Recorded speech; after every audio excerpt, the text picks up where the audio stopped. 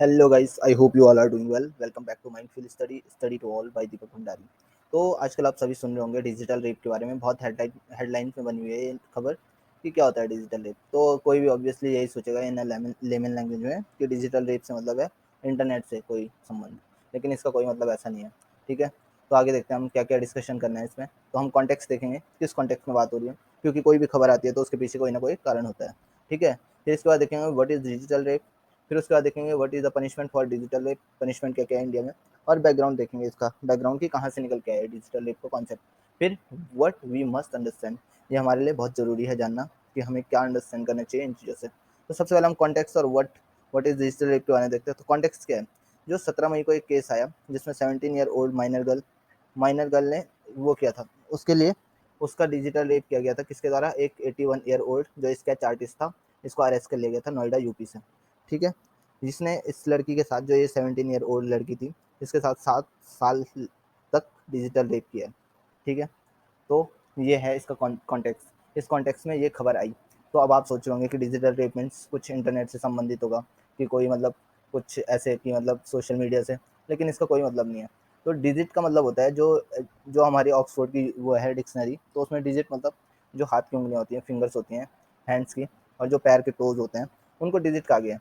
तो क्या होता है डिजिटल रेप? डिजिटल रेप ऐसा होता है कि पेनिटेशन होता है, इंसर्शन होता है किसी भी गर्ल के प्राइवेट पार्ट में, किसी के द्वारा, मतलब या तो अपने हाथों की उंगलियों से या पैर के टोज से।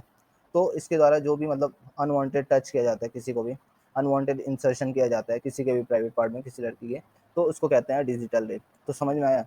तो डिजिटल रेप का मतलब ये नहीं है कि कोई सोशल मीडिया या इंटरनेट से संबंधित। डिजिट का मतलब यहाँ हाथ या पैरों की उंगली से। ठीक है, तो इसके बाद देखते हैं हम इसके लिए पनिशमेंट क्या क्या है हमारे यहाँ। तो पनिशमेंट क्या है डिजिटल रेप के लिए? जो डिजिटल रेप का ऑफेंडर होगा, इसको सेंटेंस किया जा सकता है 5 साल की जेल और 10 साल की जेल के साथ, और इसको बढ़ाया भी जा सकता है हायर टू लाइफ इम्प्रिजमेंट, मतलब आजीवन कारावास में बदला जा सकता है इसको, जिस हिसाब से उसका वो किया जाएगा, समझे। अगर उसने बहुत लंबे टाइम तक एक्सप्लॉइट किया है किसी को, या किसी के साथ डिजिटल रेप किया है, तो इसको बढ़ाया जा सकता है लाइफ टाइम इम्प्रिजमेंट के द्वारा।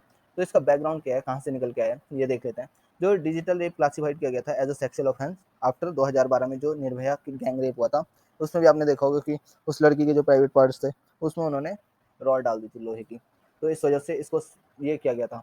ठीक है, तो ये डिजिटल कॉन्सेप्ट आया था, उसमें मतलब हाथों से उन्होंने उसके मतलब जो अंदर की आंतें होती हैं वो निकाल दी थी बाहर। तो आप देखना कभी अगर आपको टाइम मिलेगा तो दिल्ली क्राइम में एमएक्स प्लेयर पे सीरीज है, वेब सीरीज, तो उसको देखोगे तो आपको सब पता चलेगा कि क्या क्या हुआ था निर्भया केस में। तो ऐसी सीरीज देखनी चाहिए वैसे। ठीक है, और मुझे बताया कि ये छोटे बच्चे भी देख रहे होंगे इस लेक्चर को, तो ये एक सोशल अवेयरनेस का पॉइंट है। ठीक है, तो इसके बारे में देखते हैं। तो ये डिफरेंशिएट किया गया था as a molestation, till then the now it's come under the ambit of rape definition as per the Indian laws. जो इंडियन लॉज है इनके द्वारा इसको अब कर लिया गया, किसमें? रेप की कैटेगरी में रख दिया गया। तो क्या क्या इम्पैक्ट होते हैं इशू विद डिजिटल रेप? ठीक है, committed by near and dear ones, जो कमिट किया जाता है नियर और डियर वंस, मतलब जो हमारे सबसे नियरेस्ट लोग होते हैं उन्हीं के द्वारा किया जाता है, क्योंकि और कोई तो छू नहीं सकता ना किसी को अनवांटेड, या किसी को मतलब हर टाइम तो मिल नहीं सकता। Destroy mental health of victim, जो मेंटल हेल्थ होती है विक्टिम की उसको डिस्ट्रॉय कर देता है, खत्म कर देता है बिल्कुल। Not reported for year due to the social embarrassment, जो सोशल एम्बेरसमेंट है ना, सबसे बड़ी बुराई की जड़ यही है कि लोग मतलब ये सोचते हैं कि उनकी थू थू हो जाएगी, लेकिन वो ये नहीं सोचते कि जिसके साथ हुआ है उस पर क्या बीत रही है।